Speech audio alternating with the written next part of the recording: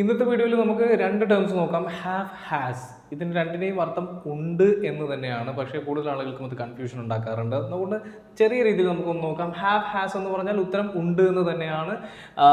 I, U, V, ദേ എന്ന് വെച്ചാൽ ഞാൻ, നീ, അല്ലെങ്കിൽ നിങ്ങൾ, ഞങ്ങൾ, നമ്മൾ, ദേ അവര്, ഇവർക്കെല്ലാം ഉണ്ട് എന്ന് വെച്ചാൽ പൊസിഷൻ ആണ് കേട്ടോ. അവരുടെ കൈവശം എന്തെങ്കിലും ഉണ്ട് ഇല്ല എന്ന രീതിയിൽ പറയുന്നതിന് വേണ്ടിയിട്ടാണ് നമ്മൾ ഹാവ് എന്ന വേർഡ് ഉപയോഗിക്കുക. ഹി, ഷീ, ഇറ്റ് അല്ലെങ്കിൽ നെയിം. ഇപ്പോൾ ചില സമയത്ത് നമ്മൾ മനുവിന് അല്ലെങ്കിൽ ജാസിമിന് എന്ന രീതിയിൽ നമ്മൾ പറയാറുണ്ട്. So at that time we will use has.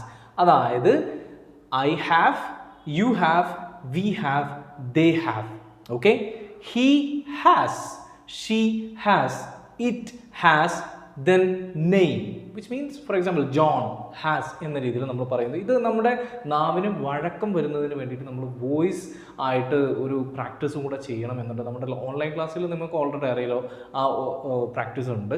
പക്ഷെ നിങ്ങളത് സ്വയം പഠിക്കുകയാണെന്നുണ്ടെങ്കിൽ നമ്മളത് പറഞ്ഞ് തന്നെ ശീലമാവണം. നമ്മുടെ നാവിനത് വഴക്കം വരണം എന്നുണ്ടെങ്കിൽ he has, she has, it has, Manu has, John has, Lily has എന്ന രീതിയിൽ പറഞ്ഞ് തന്നെ ശീലമാവണം. നമുക്കൊരു എക്സാമ്പിൾ നോക്കാം. They have 2 kids. അവർക്ക് 2 കുട്ടികളുണ്ട്. Okay, they have.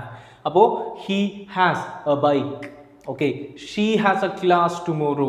Okay, it has a detrimental effect എന്ന രീതിയിലൊക്കെ നമുക്ക് പറയാം. ഇനി നെയിം ആണെങ്കിൽ ജോൺ ഹാസ് 3 siblings എന്ന രീതിയിൽ നമുക്ക് പറയാം.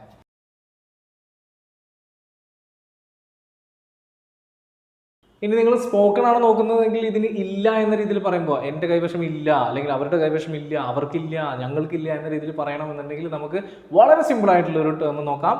അതാണ് no. They have no kids. അവർക്ക് കുട്ടികളില്ല. ഓക്കെ, ഇത് ചെറിയ എക്സാമ്പിൾ ആയിട്ട് പറയാണ് കേട്ടോ. They have no kids. അവർക്ക് കുട്ടികളില്ല എന്ന രീതിയിൽ നമുക്ക് പറയാം. അതെല്ലാ സംഭവത്തിൻ്റെ കൂടി നമുക്ക് പറയാം. You have a class. Okay, you have no class tomorrow. We have no. Okay, ഇല്ല എന്ന് പറയുമ്പോൾ അതിൻ്റെ കൂടെ നോ ചേർത്താൽ മതി. അത് സ്പോക്കൺ ആയിട്ട് നമുക്ക് വളരെ യൂസ്ഫുൾ ആയിട്ട് ഉപയോഗിക്കാവുന്നതാണ്. ഇത് നിങ്ങൾ പഠിച്ചു വയ്ക്കുക.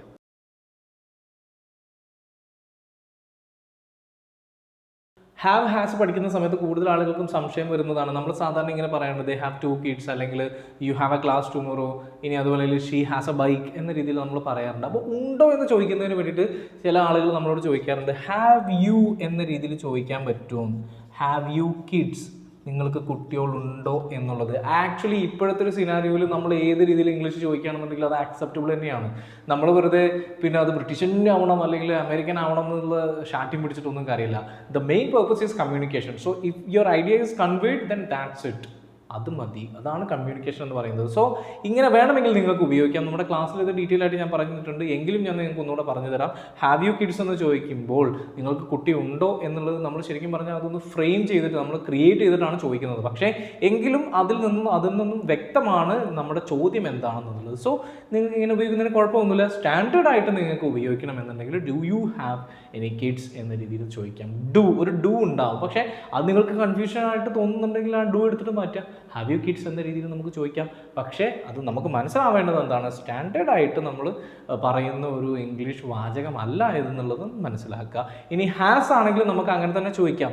ഓക്കെ, ഹി ഹാസ് എന്ന രീതിയിൽ നമുക്ക് ചോദിക്കാം. പക്ഷേ ടോണാണ് അവിടെ ശ്രദ്ധിക്കേണ്ടത്. അങ്ങനെ നമുക്ക് ചോദിക്കാം he has. Okay, he has a class tomorrow. അവന് നാളെ ക്ലാസ് ഉണ്ടോ? ഓക്കെ, ഇനി അതല്ലെങ്കിൽ ഹാസ് ഹി. അത് പറയാൻ കുറച്ച് ബുദ്ധിമുട്ടാണ്. അതുകൊണ്ടാണ് ഞാനത് നേരത്തെ തിരിച്ച് പറയുന്നത്. Okay, has he class tomorrow എന്ന രീതിയിൽ നമുക്ക് ചോദിക്കാം. ഹാസ് ഹി എ ബൈക്ക് എന്ന രീതിയിൽ നമുക്ക് ചോദിക്കാം. പക്ഷേ ഇത് നിങ്ങൾക്ക് പറയണമെന്നുണ്ടെങ്കിൽ നേരത്തെ വീഡിയോയിൽ പറഞ്ഞതുപോലെ തന്നെ നമുക്ക് പ്രാക്ടീസ് ചെയ്യണം. നമ്മുടെ നാവിനത് വഴങ്ങണമല്ലോ. അപ്പോൾ നമ്മൾ പറഞ്ഞ് അതോട്ട് വഴക്കം വരുത്തണം. അത്രയേ ഉള്ളൂ.